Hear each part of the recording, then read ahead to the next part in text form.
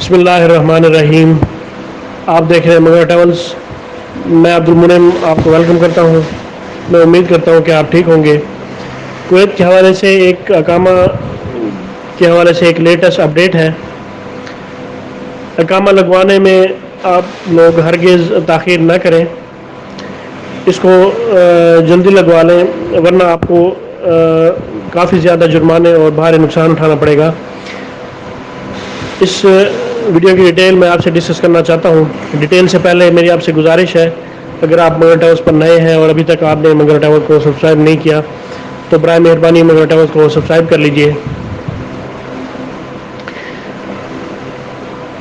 وبائی مرض کرونا کے پھیلنے کے بعد جس طریقہ سے کویت کے تمام اداروں نے اس احسن طریقے سے عوام الناس اور مقیموں کو بلا تفریق سہولیات مہیا کی ہیں، یہ قابل تحسین ہے۔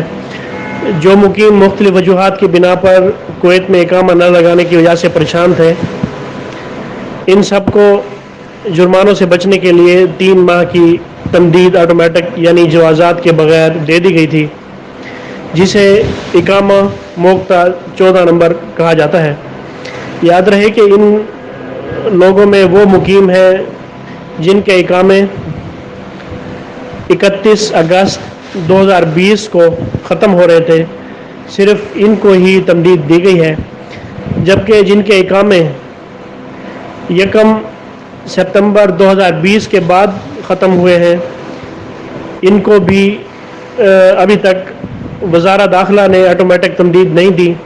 لہٰذا ان لوگوں سے گزارش ہے، ان کو آگاہ کیا جاتا ہے کہ جو اقامے ابھی تک تمدید نہیں کروا سکے، ان کے مندوب کو متعلقہ جوازات میں جا کے وجوہات بتا کر تمدید لگوا لینی چاہیے تاکہ غرامہ سے بچ سکیں۔ آپ لوگوں کو آگاہ کرنے کا مقصد یہ ہے کہ اکثر لوگ آٹومیٹک تمدید کا انتظار کر رہے ہیں اور غرامہ جو ہوگا وہ آپ کا دن بدن بڑھتا جائے گا۔ اس حوالے سے یہ اسپیشل اپڈیٹ ان لوگوں کے لیے ہے جن کے اقامے 1 ستمبر کے بعد ایکسپائر ہوئے ہیں اور ابھی تک ان لوگوں کے جو ہے ایکسٹینڈ نہیں ہو سکے، تو ان لوگوں کو خود بخود تمدید کی بجائے انہیں جو ہے جوازات میں جا کے انہیں اپنے اقامے کی ایکسٹینشن کرا لینی چاہیے، اس سے پہلے کہ انہیں کسی اور قسم کے جرمانے وغیرہ ہوں اور ان کے لیے مسئلے مسائل ہوں۔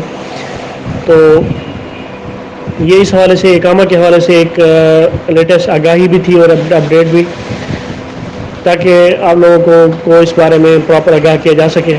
اس ویڈیو کو اپنے دوستوں میں شیئر کریں تاکہ اس بارے میں زیادہ آگاہی ہو سکے۔ مجھے اگلی ویڈیو تک کے لیے اجازت دیں۔ اللہ پاک ہم سب کا حامی و ناصر ہو۔ اللہ حافظ۔